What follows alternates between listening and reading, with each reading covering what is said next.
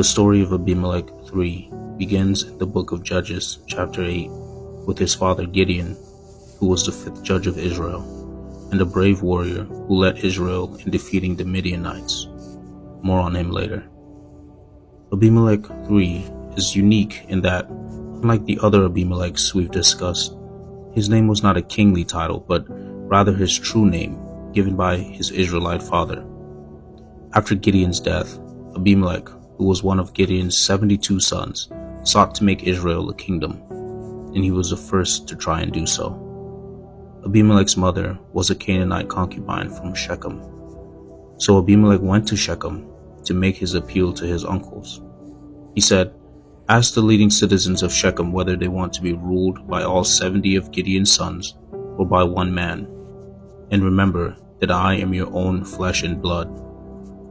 Gideon had left his sons as a dominant oligarchy in Israel after his death, which was the alternative after he refused the people's pressure to make him king.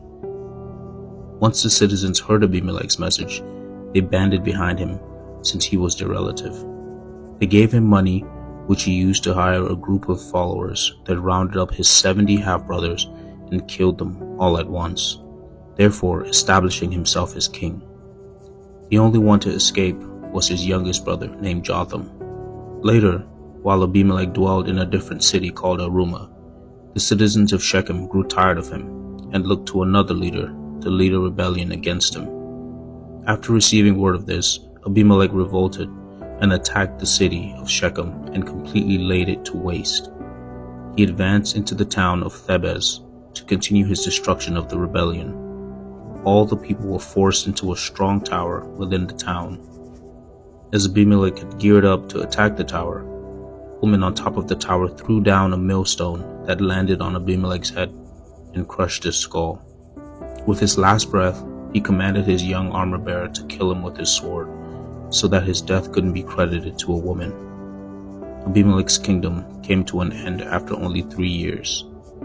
This was the Lord's punishment of Shechem for their evil, and also the punishment of Abimelech for the murder of almost all his brothers.